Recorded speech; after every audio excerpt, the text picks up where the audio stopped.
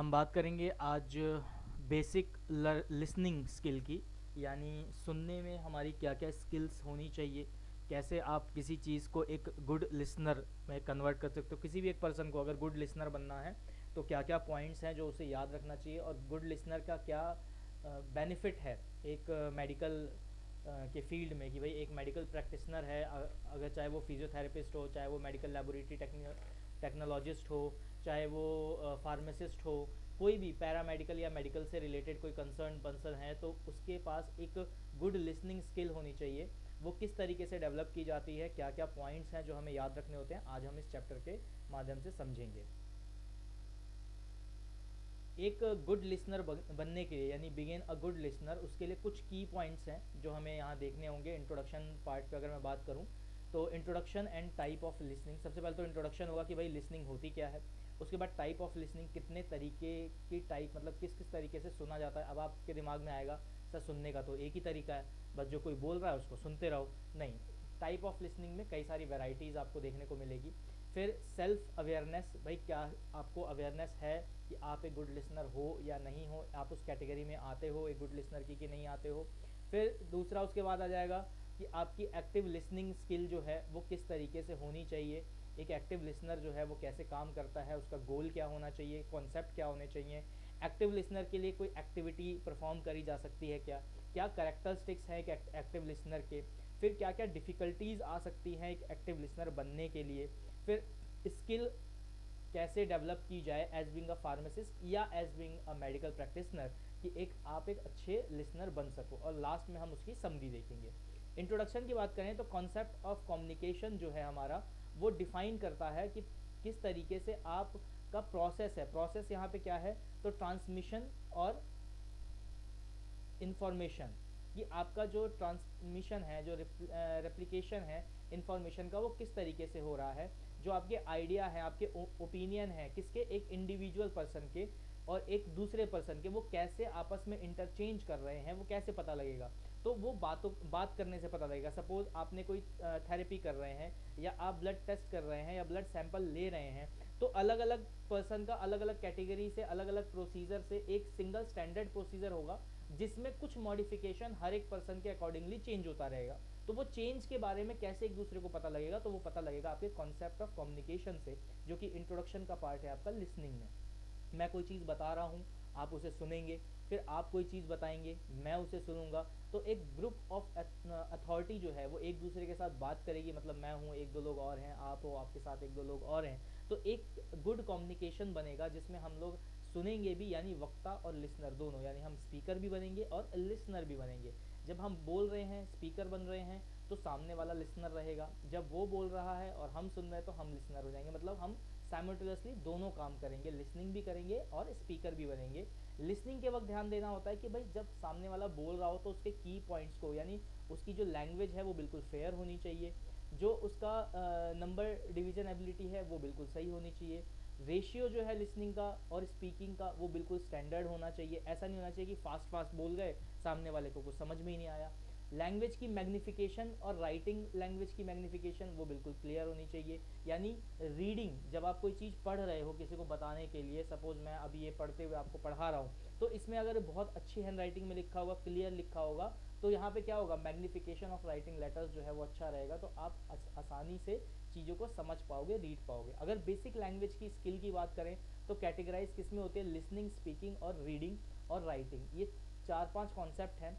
पहला है लिसनिंग। अगर आपकी कोई भी चीज़ अगर डेवलप करनी है, लिसनिंग पावर भी डेवलप करनी है, स्पीकिंग पावर डेवलप करनी है, रीडिंग पावर डेवलप करनी है, राइटिंग पावर डेवलप करनी है, तो सबसे पहला कॉन्सेप्ट होता है आपकी कि भाई आपके पास लैंग्वेज की बेसिक स्किल, बेसिक नॉलेज होनी चाहिए।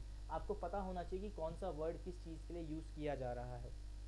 इंडिया में बहुत लोग हिंदी बोलते हैं, लेकिन अगर हम बोलें कि भाई व्याकरण के हिसाब से बिल्कुल करेक्ट हिंदी क्या वो बोल पाते हैं, तो 60 से 70% ऐसे लोग हैं जो हिंदी जानने के बाद भी प्रॉपर तरीके से बोल नहीं पाते हैं, उसको अच्छी से एक्सप्लेन नहीं कर पाते हैं। रूटीन के एग्जांपल से समझाने की कोशिश करता हूँ। जैसे हमें खाना खाना होता है, हमें भूख लगी होती है, तो हम ये नहीं बोलते कि मम्मी हमारे लिए खाना लेके आइए, ठीक है, या मम्मी हमारे लिए खाना ले आके दीजिए। हम क्या बोलते हैं, खाना, खाना ला दो। बस ये दो शब्द बोला, खाना और ला दो। कहाँ ला दो, किस में ला दो, कैसे ला दो, किधर बैठ के खाना है, ये कुछ भी डिफाइन नहीं किया। हमने सिर्फ दो शब्द बोले, खाना ला दो, और कुछ चीज़ें हमने अपने रूटीन लाइफ से सेट कर रखी है। भाई हम डाइनिंग टेबल पे बैठे हैं तो हमने खाने के लिए बोला है, अगर चावल बने हैं तो प्लेट में आएंगे या थाली में आएगी, या जो भी उसका यूटेंसिल्स है उसमें आएगा, बाउल में दाल आ जाएगी। और अगर रोटी सब्जी बनी है, ड्राई सब्जी है, तो वो प्लेट में कोई अलग वैरायटी ऑफ प्लेट में या स्ट्रक्चर ऑफ प्लेट में आएगा। वो स्टैंडर्डाइज कर दिया है हमने। तो हम कुछ ही शब्द लिमिटेड बोलते हैं और सामने वाला उसको कैच करके उसका रिप्लाई यानी उसका आपका आउटपुट दे देता है। और यहीं अगर करेक्शन की बात करें तो भाई है क्या, हमने आधी अधूरी बात बोली है। खाना ला दो, किस में ला दो, कहाँ ला दो, क्या ला दो, ये डिफाइन नहीं किया। ये पहले से ही प्री डिफाइंड था। जब पूछा भाई खाना खाओगे, हाँ जी खाना खाएंगे, ये क्लियर हो गया कि हाँ भाई खाना खाना है। कहाँ खाना है, बेडरूम में खाना है, डाइनिंग रूम में खाना है, आपका गेस्ट रूम में खाना है, डाइनिंग टेबल पे खाना है, नीचे बैठ के खाना है, ट्रेडिशनली खाना है या दूसरे तरीके से खाना है। ये सारा अनडिफाइंड होता है, लेकिन ये एक लिविंग स्टैंडर्ड की वजह से हम क्या करते हैं, इसको स्टैग्नेंट कर लेते हैं। लेकिन यहाँ पे आप क्या बोलोगे कि भाई आप एक एक्टिव स्पीकर हो? नहीं, आप एक एक्टिव स्पीकर नहीं हो। यहाँ पे एक्टिव स्पीकर और गुड स्पीकर कब होगा, जब आप डिफाइंड करोगे प्रॉपरली, चीज़ों को क्लियर कर करके चलोगे। तो यहाँ पे स्पीकिंग, राइटिंग जो है ये एक स्किल का पार्ट है आपके, जो कि इम्प्रूव करता है आपके लिसनिंग को भी। कैसे इस लिसनिंग को इम्प्रूव करेगा कि भाई जब आप बोल रहे हो तो आप बोलने से पहले आपके दिमाग में एक फ्रेम ऑफ सेंटेंस चल रहा है। वो सेंटेंस फ्रेमिंग जो है वो प्रॉपर होनी चाहिए, वर्ड मिसअम्बल्ड नहीं होने चाहिए, मतलब जो करेक्ट वर्ड है वो होना चाहिए। लैंग्वेज की कमांड होनी बहुत ज़रूरी है। प्रोडक्टिविटी जो है लैंग्वेज की वो अच्छी होनी चाहिए। प्रोडक्टिविटी यहाँ से मतलब है कि भाई जो आपका मीनिंग है सेंटेंस का, ऐसा नहीं है कि आप बोलना कुछ चाह रहे हो और सामने वाला सुन कुछ लेता है। अक्सर ऐसा होता है भाई। अब जैसे सपोज कोई सब्जी वाला आ रहा है घर के बाहर, ठीक है, वो हम लोग क्या कहते हैं, भैया आलू कैसे दिए। हम ये नहीं पूछते भैया आलू कितने का हुआ या कितने रुपए किलो दिए, हम पूछते हैं आलू कैसे दिए। वो अब है क्या, हमने आधी चीज़ बोली, वो भी सिर्फ एक ही चीज़ बोलता है, 12 रुपए किलो या 20 रुपए किलो, ठीक है, या 20 बोलता है वो सीधा, 20 के दिए। अब 20 क्या, 20 पैसे के दिए, 20 रुपए के दिए। तो यहाँ पे क्या हो रहा है कि आपकी जो लैंग्वेज है वो ब्रेक्ड है, जो आपका लिसनिंग और स्पीकिंग दोनों पार्ट पे जो है ब्रेक्ड है। लेकिन म्यूचुअली यहाँ पे एक अंडरस्टैंडिंग बन गई है कि हाँ भाई 20 रुपीज़ ही बोला होगा उसने, पैसे तो बोलेगा नहीं, 20,000 नहीं बोलेगा, 20,100 नहीं बोलेगा, 20 रुपए ही बोलेगा। तो यहाँ पे लेकिन हम ये नहीं कह सकते आपको कि हाँ आपका बहुत अच्छा इसमें लिसनिंग या स्पीकिंग हो गया। आगे बढ़ते हैं, इसी में और समझते हैं कि स्किल के अंदर क्या क्या पार्ट है जो आपका आएगा। कम्युनिकेशन के पॉइंट ऑफ व्यू से देखें, ऑब्जेक्टिव देखें, तो हमारी जो लिसनिंग क्रिटिकल फॉर लीडरशिप की अगर मैं बात करें कि भाई किस तरीके से जो लिसनिंग है वो रहनी चाहिए, तो लिसनिंग ऑब्जेक्टिव के अंदर आपके 7 पार्ट्स आते हैं। 7 पार्ट कौन कौन से हैं, तो फ्रेम विद अदर, जो आपका फैमिलियर हो, ऐसी लैंग्वेज होनी चाहिए जो दूसरे को समझ में आए। ऐसा नहीं कि मैं बंगाली बोल रहा हूँ और आपको बंगाली आती नहीं है, आप उर्दू बोल रहे हो, मुझे उर्दू आती नहीं है, तो कम्युनिकेशन बन ही नहीं पाएगा एक दूसरे के साथ। आप उर्दू में बोलते रह जाओगे, मैं बंगाली में बोलते रह जाऊँगा, और हम एक दूसरे की लैंग्वेज समझ ही नहीं पाएंगे। तो मैं क्या बोल रहा हूँ, आप क्या सुन रहे हो, आप क्या बोल रहे हो, मैं क्या सुन रहा हूँ, कुछ क्लियर ही नहीं होगा। तो एक फैमिलियर लैंग्वेज होनी चाहिए, कॉमन लैंग्वेज होनी चाहिए। फिर दूसरा पार्ट आता है आपका यहाँ, दूसरे की पोटेंशियल का पता होना चाहिए कि भाई जो चीज़ आप बोल रहे हो, क्या वो हकीकत में वो चीज़ समझ रहा है, उसको समझ में आ रही है, या आप बोल के निकल जा रहे हो, उसके दिमाग में कुछ पल्ले ही नहीं पड़ रहा।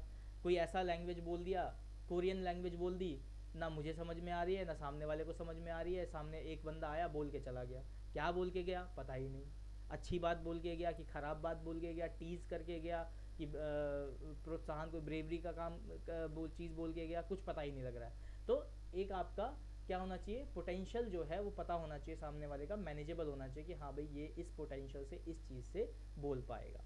दूसरा है जो आपका एम्प्लॉय है वो इंडिपेंडेंटली क्रिएटिव और प्रमोटेबल होना चाहिए। कैसे प्रमोट करेगा, कैसे इंडिपेंडेंट करेगा, कैसे क्रिएटिव रहेगा, तो उसके पास अगर लैंग्वेज पावर है, आपके पास अगर लैंग्वेज पावर है, तो आप उसकी एबिलिटी को बढ़ा पाओगे अपने जो काम कर रहा है आपके अंडर में।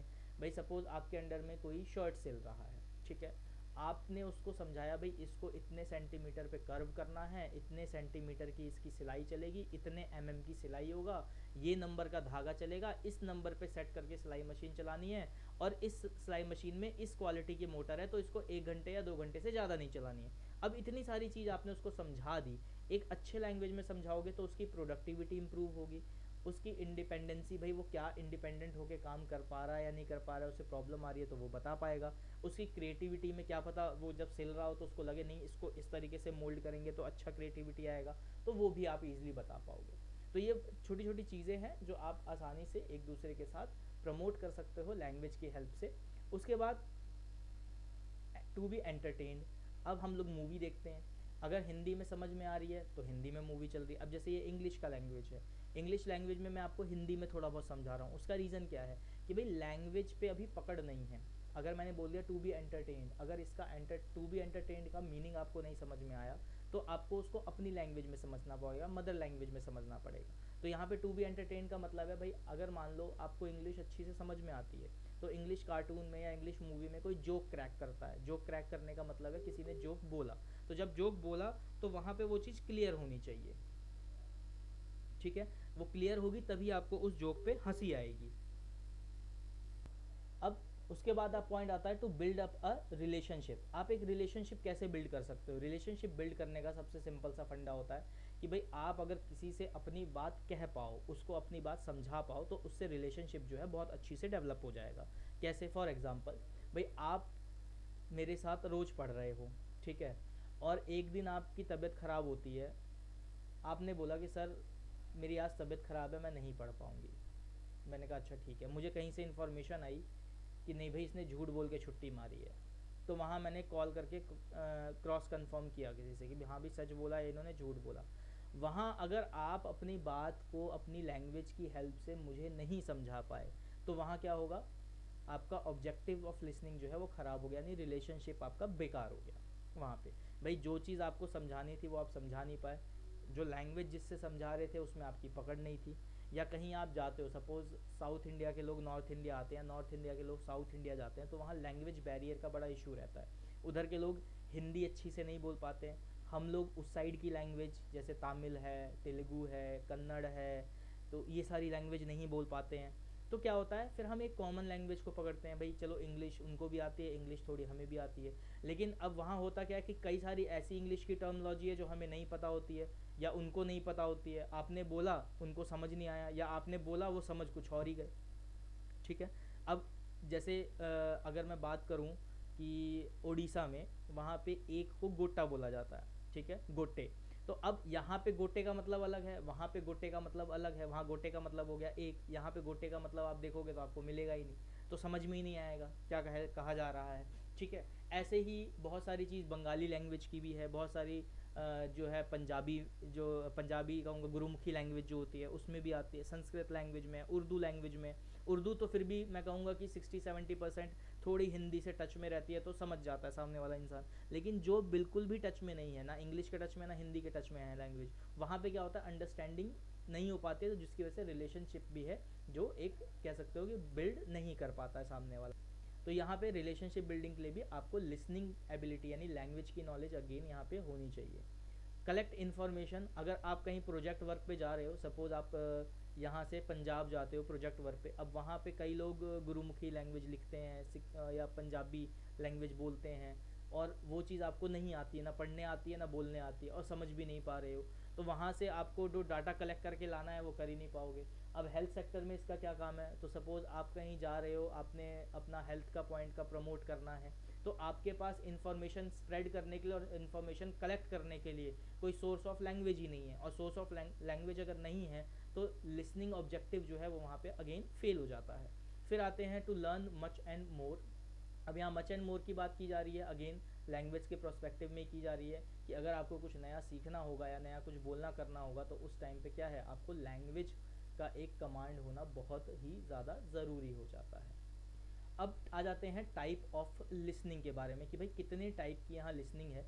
तो टोटल अगर हम लोग यहाँ देखें तो 11 टाइप ऑफ लिसनिंग यहाँ पे हमें देखने को मिलेगी। एक एक करके समझते हैं कि लिसनिंग में क्या क्या टाइप आती है। सबसे पहला है आपका डिस्क्रिमिनेटिव लिसनिंग। डिस्क्रिमिनेटिव लिसनिंग से जो समझ में आती है बात वो ये है कि जो आपकी लिसनिंग एबिलिटी बिल्कुल बेसिक टाइप ऑफ लिसनिंग है, ठीक है, जिसमें आप मल्टीपल साउंड एक तरीके से सुनते हो और उसमें से सिंगल साउंड को आइडेंटिफाई कर पाते हो, ठीक है, डिफरेंस बिटवीन मल्टीपल साउंड निकाल पाते हो। डिस्क्रिमिनेटिव का सबसे अच्छा एग्जांपल होता है आपका म्यूजिक सिस्टम जो है, जैसे आप कोई गाना सुन रहे हो, उसके अंदर मल्टीपल साउंड आ रही होती है, उसमें गिटार भी बज रहा है, उसमें तबला भी बज रहा है, उसमें ढोलक भी बज रहा है, उसमें कॉन्गो भी बज रहा है, उसमें हारमोनियम भी बज रहा है, उसमें पियानो भी बज रहा है, अलग अलग म्यूजिक इंस्ट्रूमेंट भी बज रहे हैं और सिंगर गा भी रहा है। और अब आपसे कहा जाए कि भाई आप इसमें बताइए कि कौन कौन सी साउंड आ रही है, तो आप सुन के डिस्क्रिमिनेट कर पाते हो, अलग अलग कर पाते हो कि हाँ भाई एक मिक्सचर ऑफ साउंड में से क्या एक स्पेसिफिक साउंड आ रही है।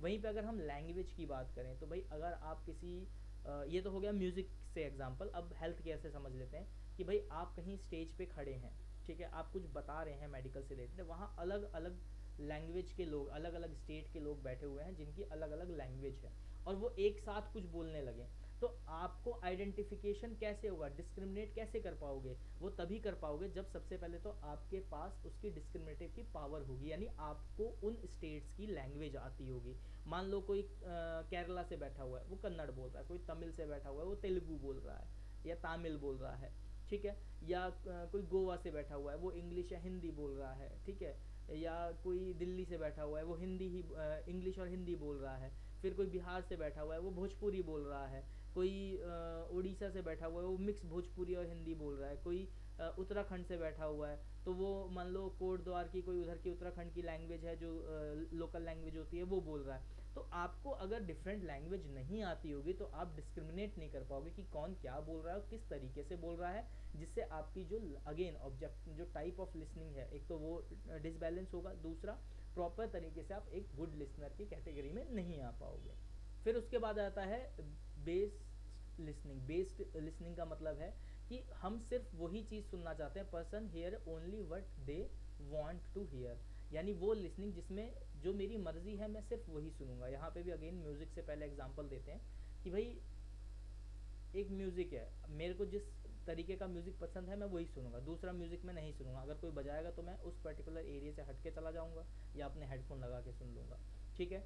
ऐसे ही अगर आपका इवेल्युएटिव नेचर की बात करें, ठीक है, तो कैसे आता है, अब जहाँ पे मान लो डिबेट हो रहा है, यहाँ कोई कोई बात चल रही है, वहाँ क्या है, सपोज आप जब तक आपको मन है तब तक आप वहाँ डिबेट कर रहे हो, बातचीत कर रहे हो, सुन रहे हो, लेकिन जहाँ आपको लगता है अब ये तो बहुत फालतू बोल रहा है, कोई मतलब नहीं है इस बातों का, तो वहाँ पे वो चीज़ ख़त्म हो जाती है। जैसे फॉर एग्जांपल एक एग्जांपल देता हूँ, आप मान लो कहीं कैंप लगा रखा है आपने, ठीक है, कोई पर्सन आता है वो बोलता है जी मैं फला फला XYZ मिनिस्ट्री से हूँ जो हेल्थ मिनिस्ट्री से रिलेटेड है, मैं आपको यहाँ पे ये काम प्रमोट करने के लिए बोलता हूँ। आपने आपके अंदर एक हुआ कि चलो मैं यहाँ एक जगह कैंप लगा रहा हूँ, वहाँ भी जाके कैंप लगाऊंगा तो एक प्रमोशन हो जाएगा और मेरे को एक स्टेज मिल जाएगा अपने आप को और अच्छे से एक्सप्लोर करने का। और किसी कारणवश अब होता क्या है कि आपका शेड्यूल बिजी हो जाता है, सामने से उसका रिस्पॉन्स आता है, वो कॉल करता है या मैसेज करता है आपको बुलाने के लिए, आप नहीं जा पाते हो। तो वहाँ क्या हुआ कि आप चाहते तो थे लेकिन बेस लिसनिंग हो गई। बेस लिसनिंग का मतलब आप किसी कारणवश, कोई भी कारण हो सकता है, बिजी थे, कोई काम में लगे हुए थे, या ध्यान नहीं गया आपका, या जानबूझ के भी आपने ऐसा किया, कुछ भी कारण हो सकता है, आपने उसकी नहीं सुनी, सामने वाला क्या बोल रहा था, कब आने के लिए बोल रहा था, आपने नहीं सुना, आप नहीं गए। तो बेस लिसनिंग का एग्जाम्पल ये कि भाई जो मेरा मन है मैं वही सुनूंगा, उसके अलावा कुछ भी और नहीं सुनूंगा। फिर इवेल्युएटेड लिसनिंग की बात करते हैं। इवेल्युएटेड लिसनिंग का मतलब होता है यहाँ पे क्रिटिकल लिसनिंग, या फिर आप कह सकते हो इवेल्युएटिव लिसनिंग। इवेल्युएटिव मतलब जो चीज़ हमारी किसी जजमेंट के ऊपर बेस्ड होती है। जैसे फॉर एग्जांपल कोई टेस्ट लगाया जा रहा है, ठीक है, और उसमें कुछ प्रोसीजर में मैनिपुलेशन हुई है और रिजल्ट में उसकी वजह से वेरिएशन आ रहा है, और सामने वाला बंदा आपको कहानी सुनाने में लगा है कि सर पहले सैंपल आया, मैंने इतना सेंट्रीफ्यूज किया, फिर मैंने उसको इस रिएजेंट के साथ मिक्स किया, फिर उस मशीन में रन किया, फिर उसका रिजल्ट ये आया, सर टेम्परेचर का ये वेरिएशन था। आप उसने कहानी सुनाई 1.5 घंटे तक, उसमें आपने क्या किया, सारी बातें ना सुन के सिर्फ एक वैल्यूएबल थिंग सुनी। जैसे टेस्ट लगाने में टेम्परेचर का बहुत इंपॉर्टेंट रोल है तो टेम्परेचर, रिएजेंट का इंपॉर्टेंट रोल है तो रिएजेंट, टाइमिंग का इंपॉर्टेंट रोल है तो कितने टाइम में लगा, क्या इंक्यूबेशन टाइम था, ये सब। ऐसे ही अगर आप थेरेपी देते हो किसी को, कोई पेशेंट आता है वो बोलता है जी मेरे घुटने में दर्द हो रहा है, आपने पूछा जी कब से हो रहा है, क्या दर्द है, तो वो कहानी सुनाने लगेगा, जी मैं पहले यहाँ था, मैं चोट लगी थी, फिर 2 महीने तक मैंने ये बाम लगाया, फिर मेरे को सही हो गया, फिर दोबारा से दर्द होने लगा, फिर मैंने ये दवाई खा ली या ये बाम लगा लिया, फिर वो ठीक हो गया। तो अब आपने क्या किया, आपने स्पेसिफिक इवेल्युएटिव लिसनिंग का कॉन्सेप्ट लिया और आपने उससे सीधा पूछा भाई ये मूवमेंट पे दर्द हो रहा है, हाँ या ना, हाँ जी हो रहा है, इस मूवमेंट पे नहीं जी, इस मूवमेंट पे नहीं हो रहा है, यहाँ दबाने पे हो रहा है, हाँ जी हो रहा है, यहाँ दबाने पे नहीं हो रहा है। तो आपने क्या किया, वैल्यूएट कर दिया उस लिसनिंग को, लिमिटेड कर दिया, जिससे आप अपनी जजमेंट बना सको कि हाँ भाई क्या पर्टिकुलर उस पर काम करना है और कैसे करना है, यानी कम टाइम में ज़्यादा से ज़्यादा वैल्यूएटिव चीज़ें आप कर सको सुन के, कम टाइम में ज़्यादा चीज़ समझ लो और उसके ऊपर एक्शन कर सको। फिर आ जाता है आपका अप्रिशिएटिव लिसनिंग। अप्रिशिएटिव लिसनिंग का मतलब होता है यहाँ पे कि कोई अच्छी बात बोल रहा है, अगर कोई स्पीकर है बहुत अच्छी बात बोल रहा है, या कोई गाना है, कोई पोएट है, कोई पोएम है, किसी भी चीज़ की कोई अच्छी चीज़ है, या कोई लीडर है जो कि एक बहुत अच्छी बातें बोल रहा है, तो उसको आप अप्रिशिएट करते हो। जैसे फॉर एग्जांपल भाई मुझे कोई गाना अच्छा लगा तो मैंने वो गाना आपको फॉरवर्ड किया। जैसे एक गाना है अपने माँ बाप का दिल ना दुखा, बहुत पुराना है, ज़्यादा पुराना भी नहीं कहूँगा, कुछ टाइम पुराना है, तो मुझे उसके लिरिक्स अच्छे लगे, तो मैं कहीं जाता हूँ सुनता हूँ तो कोई मुझसे पूछता है तो मैं उसके बारे में अच्छी चीज़ें बताता हूँ गाने की, हाँ भाई ये लिरिक्स मुझे अच्छे लगते हैं, ये फला एक्स वाई जेड सिंगर ने गाया है या फला एक्स वाई जेड राइटर ने लिखा है सॉन्ग, बहुत ही अच्छा फ्रेम हुआ है, म्यूज़िक बहुत अच्छा है इसका। तो इस तरीके से मैंने क्या किया, उस गाने को अप्रिशिएट किया। ऐसी कई सारी पोएम्स हैं, कई सारे थॉट्स होते हैं, या कई सारे लीडर होते हैं जो आपको मोटिवेट कर रहे होते हैं, मोटिवेशनल स्पीकर जिनको हम लोग बोलते हैं आज के टाइम में, वो लोग कुछ कुछ कोटेशंस बोलते हैं अपने स्पीकिंग टाइम पे, तो वो कोटेशंस हमें अच्छी लगती है। वो कोटेशंस किसी ने कही होती है या वो लोग खुद भी बनाते हैं, कई बार अपनी खुद की कोटेशंस भी डिज़ाइन करते हैं। तो ये अलग अलग चीज़ें हैं जो अलग अलग कोटेशंस हैं जो दी जाती हैं, बोली जाती हैं, जो कि लोग सामने वाले उसको अप्रिशिएट करते हैं, उसको एक्सेप्ट करते हैं और उसको आगे बढ़ाने में हेल्प करते हैं। फिर आता है सिंपैथिक लिसनिंग। सिंपैथिक लिसनिंग का यहाँ पे मतलब आ जाता है कि आप किसी को कंसर्न दे रहे हो, किसी को सिंपैथी दे रहे हो, किसी को आप अटेंशन दे रहे हो अपना, जिसकी वजह से वो आपको अपनी सारी बातें यानी हैप्पीनेस और सैडनेस सारा कुछ आपको बता रहा है। पेशेंट के साथ यहाँ पे सिंपैथी लिसनिंग बहुत ज़्यादा ज़रूरी होती है। जब आप अगर पेशेंट को अपनी सिंपैथी लिसनिंग का क्वालिटी नहीं दिखाओगे तब तक पेशेंट आपके साथ फुल्ली 100% अपने आप को नहीं एक्सप्लेन कर पाएगा। जैसे सपोज अब कोई पेशेंट परेशान आया है और आप बोलते हो अरे ये तो कॉमन सी चीज़ है, इससे कुछ नहीं होता, तो सामने वाले पेशेंट को क्या लगेगा, सामने वाले पर्सन को क्या लगेगा, यार इनको तो कोई फ़र्क ही नहीं पड़ रहा है, तो ये मेरा इलाज क्या करेंगे या ये मुझे क्या ठीक करेंगे। तो वहाँ पे आपको सिंपैथिक लिसनिंग का कॉन्सेप्ट जो है वो अपने अंदर रखना होता है, जिसकी वजह से जो पेशेंट जो है वो बहुत ही पीसफुली अपनी सारी चीज़ें, अगर कोई खुशी की बात है तो वो भी सामने रख पाएगा, कोई दुख की बात है तो वो भी सामने रख पाता है। तो यहाँ पे ये जो सिंपैथिक लिसनिंग है बहुत ज़्यादा इंपॉर्टेंट हो जाता है as for the medical practitioner, कि वो अपने पेशेंट को ध्यान से सुन सके और उसकी सारी बातें सुन के समझ के फिर उसमें एवेल्यूएटिव का पार्ट उसमें ऐड ऑन करके और अपनी ट्रीटमेंट को एक बेहतर ट्रीटमेंट में कन्वर्ट कर सके। अब इसके बाद आता है एम्पैथिक लिसनिंग, जो कि इमोशनल सिग्नल्स को कैच करती है कि भाई जब सामने वाला कुछ बोल रहा है तो उसकी क्या कंडीशन है, उसको बहुत क्लोजली अटेंशन मिल रहा है कि नहीं मिल रहा है, वो जो बोलते वक्त आपकी इमोशंस उसके सामने आ रहे हैं वो कितने ट्रूली हैं, काइंड हार्टेड हैं, एक्चुअल में वो बोलते वक्त सामने वाला बोल रहा है और आप उसको फील कर पा रहे हो या नहीं कर पा रहे हो। सपोज़ कोई छोटा बच्चा लेके आपके पास आता है, वो कहता है जी इसके हाथ में बहुत ज़्यादा दर्द हो रहा है, बच्चा रो रहा है, बता नहीं पा रहा है, तो वहाँ पे क्या है, आप एम्पैथिक लिसनिंग का काम लेते हो और वहाँ पे उसकी काइंडनेस, उसकी ट्रुअलिटी को देखते हुए आप अपनी वर्किंग को इम्प्रूव कर पाते हो। जैसे कोई आया, उसने बताया जी मेरे को 3 दिन से कंधे में बहुत ज़्यादा दर्द है, तो अब कंधे में दर्द है, हमने क्या किया कि उसको पहले ओह कोई बात नहीं, हो जाएगा, ठीक हो जाता है, क्या हो गया था, कैसे हुआ दर्द, हमने क्या किया वहाँ पे उसके फेस एक्सप्रेशन के अकॉर्डिंगली अपने फेस एक्सप्रेशन को कन्वर्ट किया, और अगर सॉरो है तो थोड़ा सा सॉरो वे में ही पूछा, अगर लग रहा है कि नहीं है भाई इसको थोड़ा मोटिवेशन की ज़रूरत है तो हमने अपने आप को थोड़ा मोटिवेटेड करते हुए उसको चीज़ों को पूछा। मतलब यहाँ पे फेस इमोशन जो है, फीलिंग्स जो है वो बहुत ही ज़्यादा इंपॉर्टेंट हो जाती है आपकी एम्पैथिक लिसनिंग पे। फिर आ जाता है थेरेपेटिक लिसनिंग। थेरेपेटिक मतलब थेरेपी से यहाँ कंसर्न किया जा रहा है।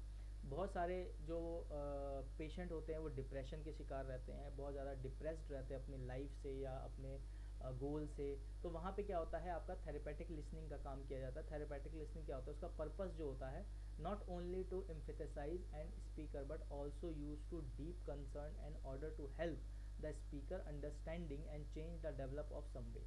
अब यहाँ पे है इसका मतलब कि भाई अगर कोई चीज़ सपोज एक एग्जांपल के तौर पे इसको लेके समझते हैं कि भाई एक मेरे पास पेशेंट आता है, वो अपने बैक पेन से बहुत ज़्यादा परेशान है।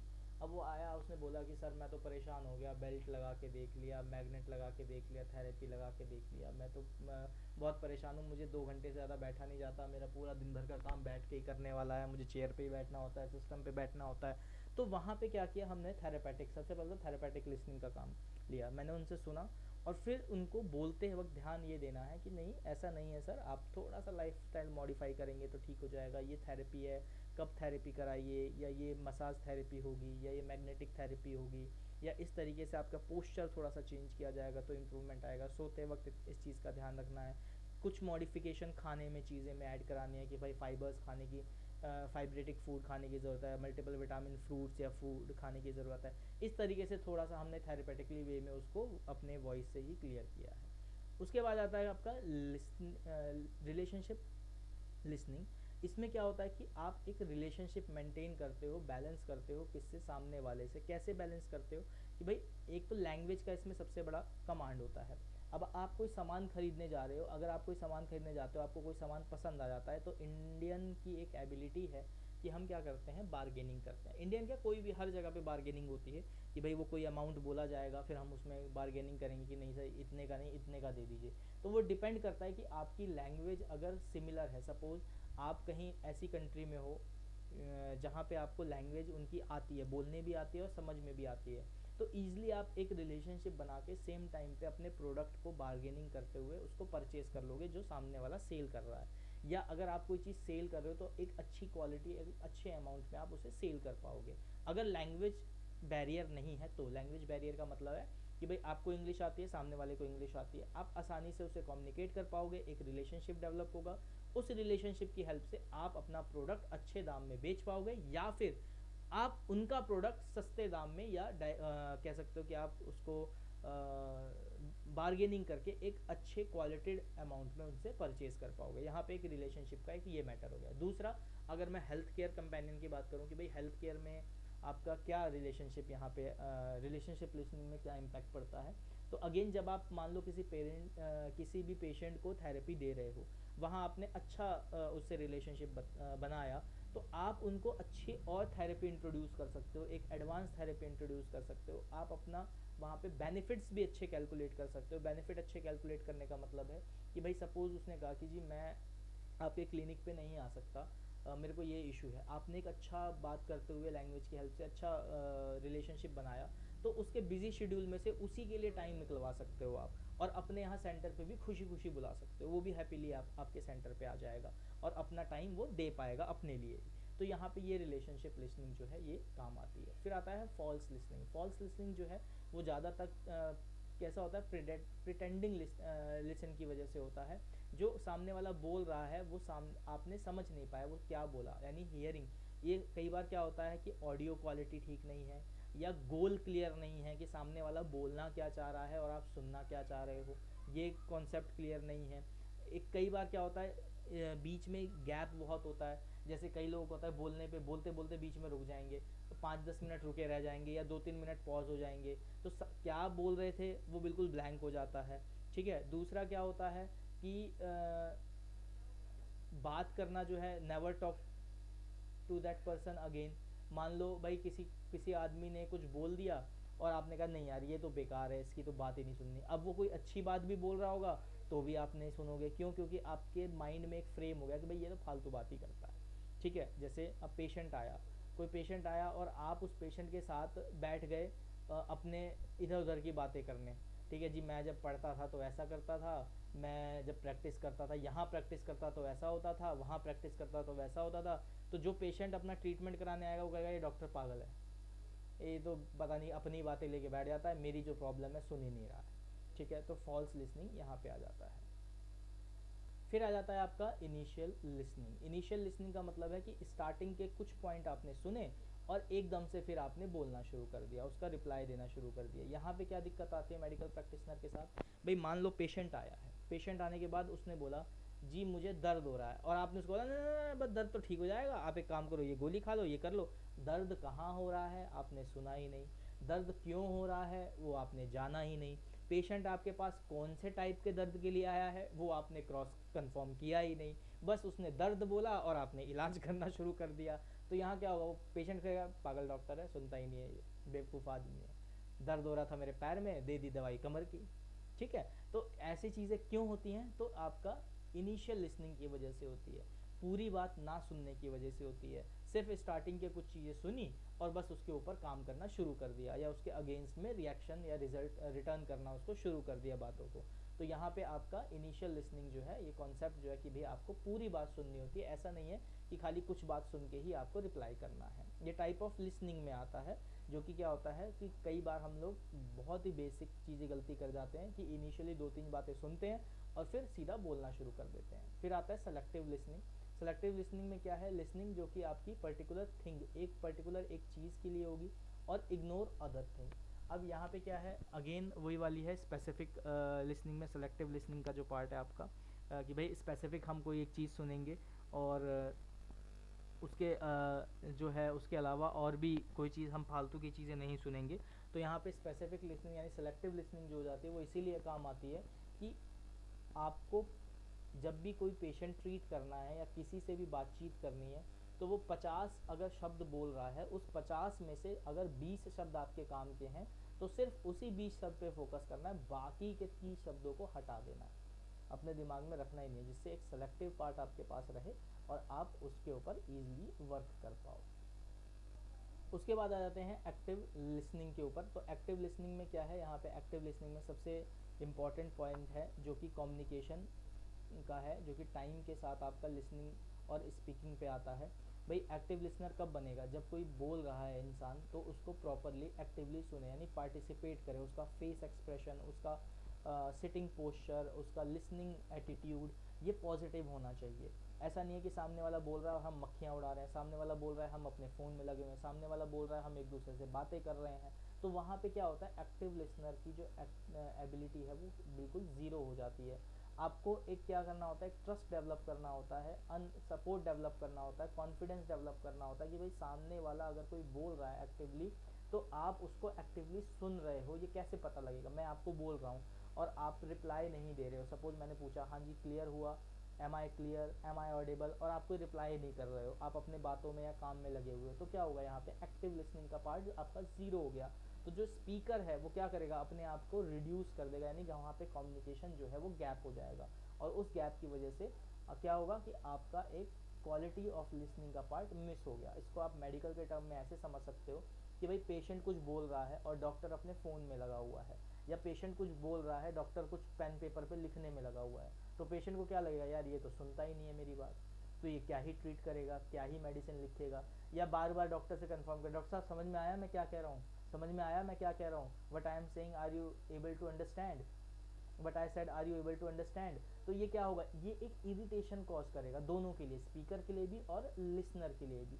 तो यहाँ पे एक्टिव लिसनिंग का काम जो है वो यही है कि जब सामने वाला एक बोल रहा है, एक गुड लीडर स्पीक कर रहा है, तो आपको उसको लिसनिंग के अगेंस्ट में एक एक्टिव लिसनिंग यानी लर्निंग लिसनिंग के साथ में काम करना है, एक्टिवली पार्टिसिपेट करना है, अपने कैरेक्टरिस्टिक्स को राइज करना है, एनरिच करना है, आपकी जो वोकैबुलरी है वो इम्प्रूव होनी चाहिए समझने के लिए। सपोज मैंने कुछ इंग्लिश में 3-4 चीज़ें बोल दी जिसमें से 1-2 वर्ड आपको समझ में नहीं आए, तो वहाँ क्या होगा, आप अंडरस्टैंड नहीं कर पाओगे, और जब मैं आपसे रिप्लाई मांगूंगा तो आप रिप्लाई नहीं दे पाओगे। क्यों? क्योंकि वहाँ पे वर्ड बैरियर आ जाएगा। तो लैंग्वेज का यहाँ पे बहुत इंपॉर्टेंट रोल, अगेन बहुत इंपॉर्टेंट रोल है एक एक्टिव लिसनर बनने के लिए। जिस भी कम्युनिकेशन लैंग्वेज में हम लोग बात कर रहे हैं वो एक अंडरस्टैंडेबल लैंग्वेज होनी चाहिए, उसी की हेल्प से आप एक एक्टिव लिसनर बन सकते हो। बात करते हैं फिर main goal of active listener, भाई क्या क्या इंपॉर्टेंट और मेन गोल होना चाहिए एक एक्टिव लिसनर बनने के लिए। तो कोई भी चीज़ आपकी मिनिमाइज होनी चाहिए अंडरस्टैंडिंग के लिए।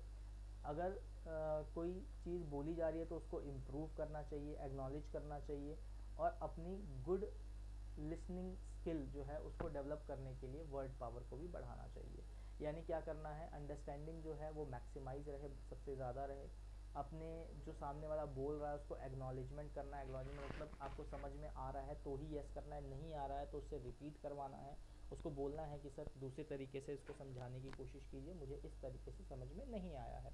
तो इससे क्या होगा कि सामने वाला जो स्पीकर है वो भी एक और दूसरा नया तरीका स्टार्ट करेगा आपको बताने के लिए, आपको समझाने के लिए। तो वहाँ पे एक आपका जो गोल है एक्टिव लिसनर का वो पूरा होगा। मिनिमाइज़ करना है, क्या मिनिमाइज़ करना है यहाँ पे, तो डेफिशिएंसीज या इम्प्रूव ऑफ कॉन्फिडेंस जो है वो हमेशा रखना है कि कोई भी आपका सपोज़ हर्डल आ रहा है सुनने में, सपोज़ कोई स्पीकर है आपसे थोड़ा डिस्टेंस पे है, आपको वॉइस क्लियर नहीं आ रही है, तो आप क्या करोगे, वहाँ पे आपको बोलना पड़ेगा कि सर आपकी वॉइस क्लियर नहीं आ रही है, थोड़ा माइक को पास लेके आइए या वॉल्यूम को इंक्रीज़ कराइए, या सर थोड़ा सा नॉइज़ हो रहा है ऑडिटोरियम में, इसको थोड़ा सा पीसफुल कीजिए जिससे हम आपकी बात प्रॉपर सुन पाएँ। और एक ये चीज़ बोलने का कॉन्फिडेंस भी होना चाहिए कि जब आप एक ग्रुप में कोई चीज़ सुन रहे हो या एक इंडिविजुअल से भी कोई चीज़ सुन रहे हो, बैठ के लिसनिंग थेरेपी ले रहे हो, और वहाँ पे वो क्या बोल रहा है आपको समझ ही नहीं आ रहा है, उसकी एक्सेंट समझ में नहीं आ रहा है, या उसका लैंग्वेज समझ में नहीं आ रहा है, या वो इतना स्लो बोल रहा है, या ऐसे वर्ड को मिक्स करके बोल रहा है, उसका रिदम समझ में नहीं आ रहा है बोलने का, तो वहाँ पे क्या करता है आपका इम्प्रूव जो कॉन्फिडेंस है वो वीक होता जाएगा। तो उसको क्या करना है, आपको बोलना है, रोकना है कि सर मुझे बात क्लियर समझ में नहीं आ रही है, उसको आप प्लीज़ रिपीट करें। तो मिनिमाइज़ करना है किसको, डेफिशिएंसीज़ को, और अपना कॉन्फिडेंस इम्प्रूव करना है अगर कोई पार्ट आपको समझ में नहीं आता है तो। एक्टिव लिसनर का एक वैल्यूएबल पार्ट होता है जिसमें क्या होता है कि 30% चीज़ें जो है आपको वो बोलनी होती है बीच बीच में, और 70% जो है वो 70% का टाइम जो है वो आपको सुनना होता है, तभी आप एक एक्टिव लिसनर जो हो बन सकते हो। यानी स्पीकर का टाइम है वो 70% देना होगा आपको, और खुद के लिए जो उसको रिप्लाइंग टाइम होता है वो 30% है। 100% अगर कम्युनिकेशन चल रही है तो उस 100% में एक एक्टिव लिसनर जो है वो सिर्फ 30% पार्टिसिपेट करेगा बोलने के लिए, बाकी 70% वो सिर्फ सुनेगा।